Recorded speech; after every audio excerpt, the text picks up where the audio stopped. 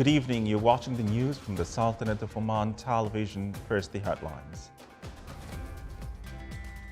His Majesty Sultan Haitham bin Tariq issues a royal decree.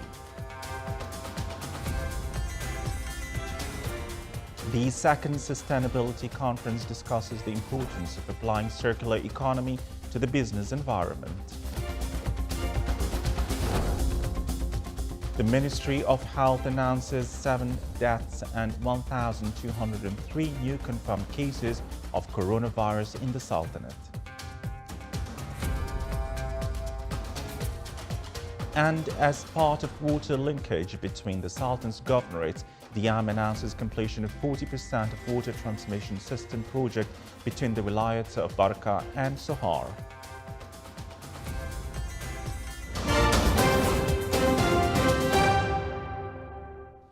Those were the headlines, and now the news in detail. His Majesty Sultan Haitham bin Tariq issues a Royal Decree number 33/2021 on retirement and social protection systems. Article 1 establishes the Social Protection Fund, which has legal personality, enjoys financial and administrative independence, affiliated to the Council of Ministers, and issues its system by a Royal Decree. Article 2 establishes another fund called the Military and Security Services Retirement Fund, which has legal personality and enjoys financial and administrative independence, affiliated to the Council of Ministers, and its AIM system is issued by a Royal Decree.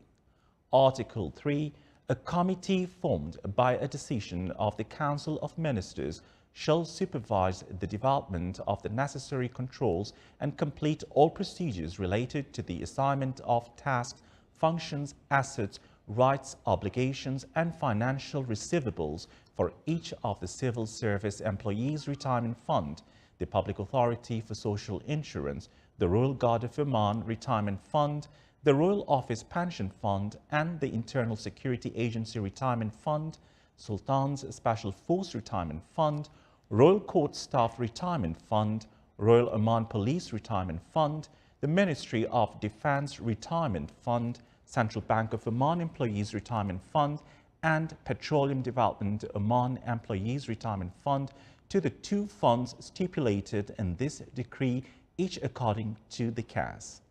The aforementioned committee is also in charge of setting controls, procedures for restructuring the retirement and social protection systems, preparing the 2 draft system of the 2 funds stipulated in this decree, and preparing a draft law of social protection that includes the retirement systems to be applied to all employees and workers, and the provisions related to the social protection system within 12 months from the date of issuance of this decree.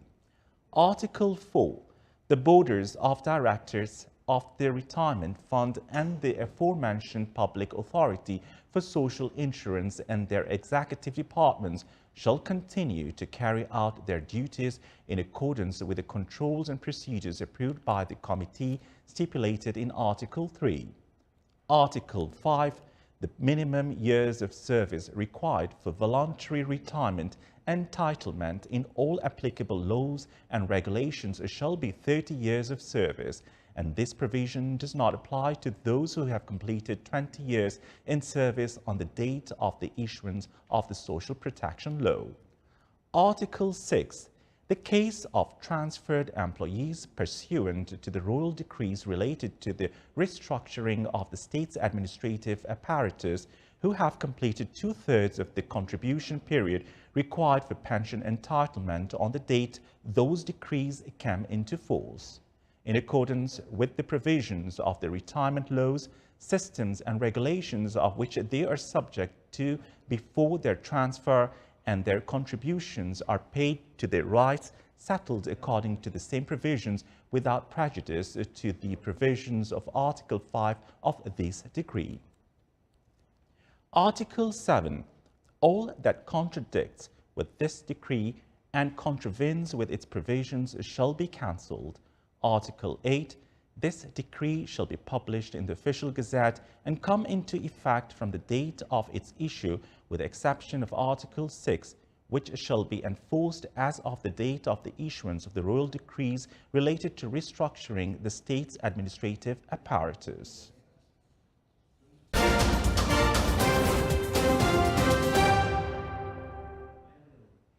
His Excellency Sayyid Ibrahim ibn Saeed al-Busaidi, Minister of State and Governor of Musandam, launched a pisciculture development project for the finish in the floating cages in the Governorate of Musandam. The project focused on sea bream fish, which represents financial return as there is heavy demand for this type of fish from consumers due to its particular taste.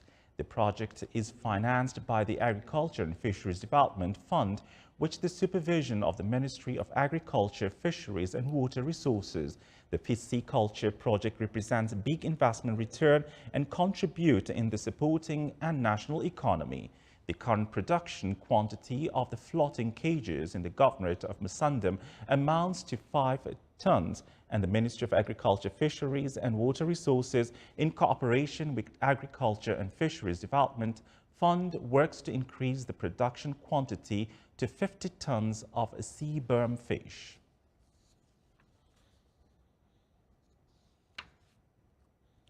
With the aim of consolidating the role of Oman Center for Governance and Sustainability in strengthening partnership between the public and private sectors, the second Sustainability Conference was virtually held today. The conference was presided over by Her Excellency Leila bint Ahmed Al Najjar, Minister of Social Development. More details in the following report. The second Sustainability Conference aims to introduce the green economy and its importance in preserving the environment, referring to the United Nations 2030 Sustainable Development Goals and their relevance to Vision 2040. The conference reviewed various experiences in the application of local added value, in addition to stressing the importance of applying the circular economy in enterprise operations and introducing some environmentally sustainable projects in the Sultanate. Our second conference, Sustainability Conference, will talk about Oman towards green economy. It is important at this stage we address this issue, the green economy and circular economy, because it's part of Oman 2040 vision. And also Oman Oman has been asked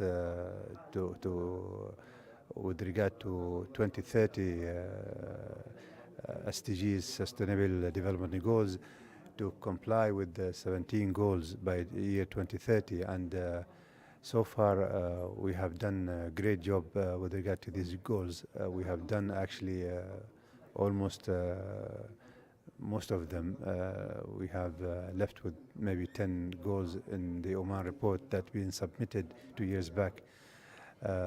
Therefore, the conference is so important, and it will address these issues in its sessions. The conference seeks to consolidate the role of Oman Center for Governance and Sustainability in strengthening partnership with the public and private sector, addresses the report of the United Nations Sustainable Development Goals prepared by the Sultanate, in addition to spreading awareness of the concept of sustainability and its importance in the business environment, and coming up with clear policies and guidelines for sustainability and shedding light on environmentally sustainable projects and initiatives for medium and small companies. It is noteworthy that there are several areas covered by green economy, including green buildings, renewable energy, sustainable transportation, and water, land and waste management. Green economy applications can be observed in emerging industries of renewable energy such as wind, solar and geothermal energy. The Sultanate, represented by the Ministry of Health in cooperation with the GCC Health Council, launched the Health Promotion Strategy, codenamed Prevention Project.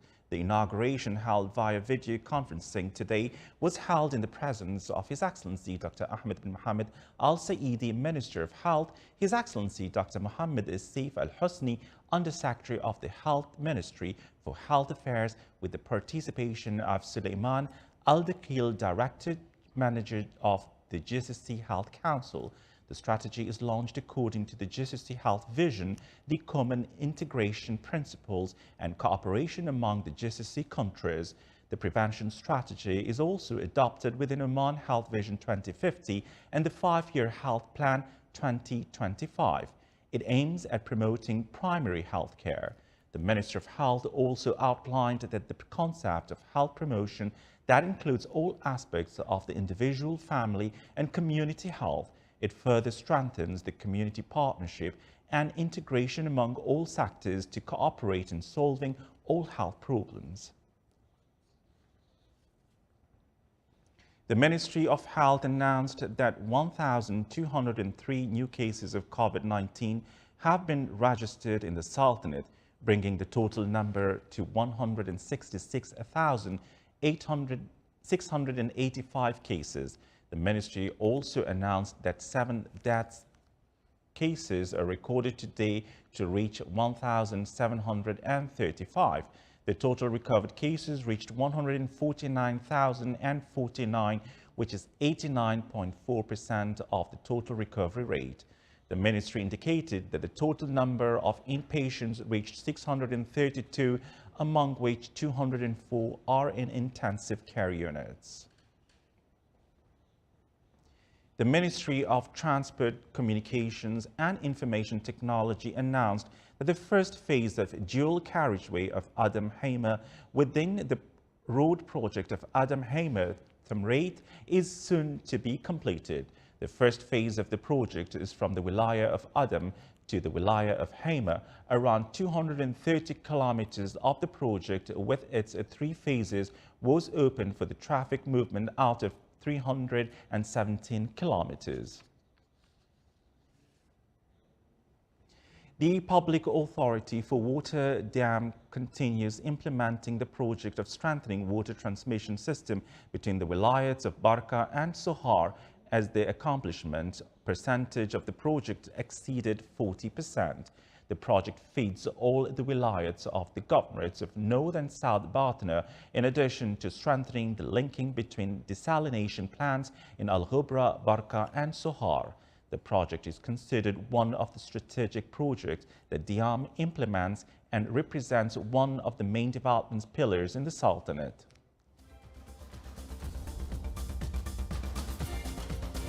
Still to come in our news bulletin. Prince Harry and Meghan's first Netflix project focuses on infectious games.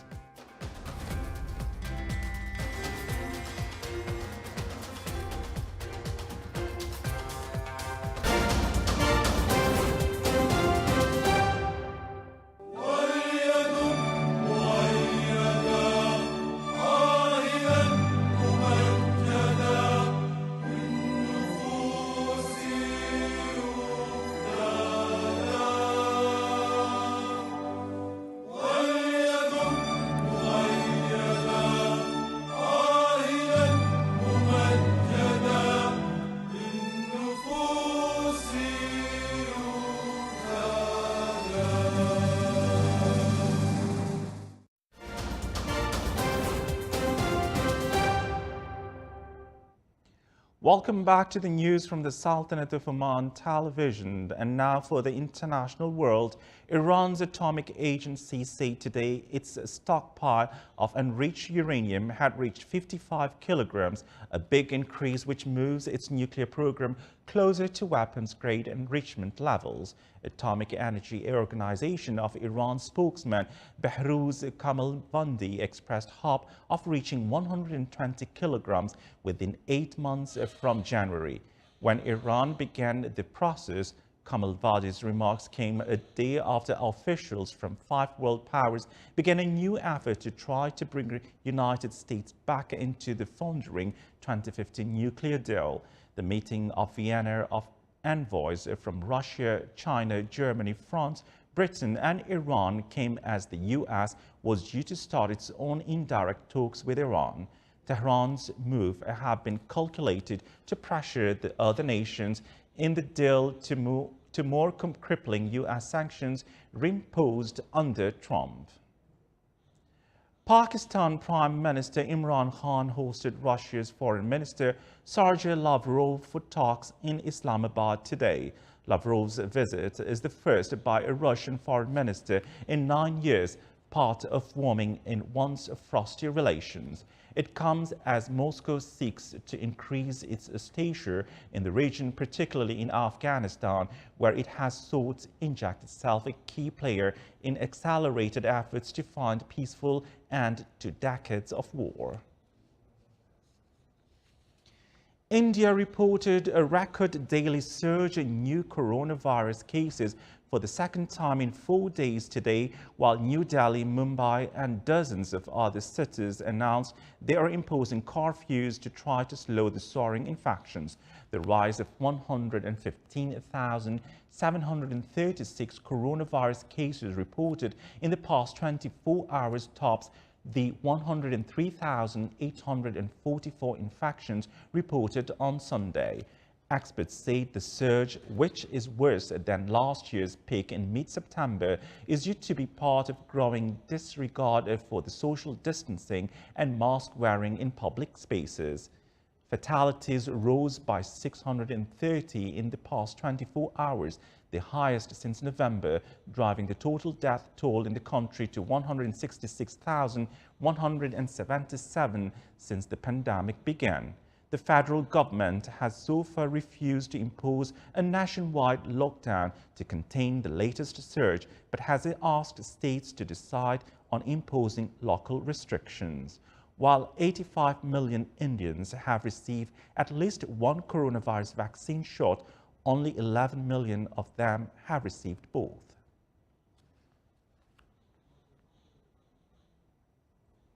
Russian state TV showed today a medical train being used to give COVID-19 vaccinations to people living in remote parts in Siberia. Patients can get vaccinated as well as have a medical checkup, according to the academician Flyer Oglov, named in the honor of the well-known Soviet physician. The locomotive was expected to make over 100 stops in the Irkutsk region and in the Republic of Buryatia. Despite skepticism about Russia's hasty introduction to the Sputnik V vaccine, which was rolled out before it had completed late-stage trials, the vaccine appears to be safe and effective. With global shortage of COVID-19 vaccines, some experts say boosting the use of vaccines made by China and Russia could offer a quicker way to increase the global supply.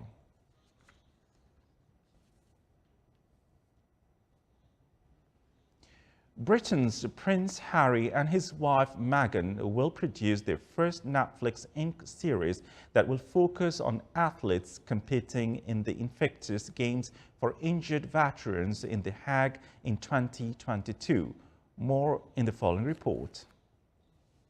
Harry will appear on camera in the documentary series called Heart of Invictus and serve as an executive producer through the couple's Archwell Productions, according to a statement by Netflix. The series will provide behind-the-scenes stories of athletes and organizers as they prepare for the event, which has been delayed until next spring due to the COVID-19 pandemic. The Invictus Games is a multi-sport event created in 2017 by Prince Harry, who served as a soldier in Afghanistan for military personnel wounded in action. The couple signed a multi-year production deal with Netflix in September. Meanwhile, on March 24, Prince Harry's new boss at San Francisco-based mental health startup BetterUp Incorporated said that the company's new hire would be known in the office simply as Harry. What we care about at BetterUp is that folks have an authentic passion and enthusiasm for our mission, and they really share this, and they've done the work themselves, and they've been on this journey. So I would just say, first and foremost, what really impressed me was here's someone who we all grew up watching him grow up. He's had a storied life, and he's someone who's really invested in his own growth, development, and transformation. CEO Alexei Ropitro said in the workplace he likes to be called Harry. He's a colleague, he's a partner, and so they address him as Harry. He will be joining company events, he will be hosting company events, virtual for now, but in a post-pandemic world, even in person, right, and at company locations and sites. And then also working on the member experience. He uses the product. He has a great personal repertoire of experience and life journey here. And so he's been helping with everything from product strategy to positioning to thinking about how we can continue to impact the lives of people.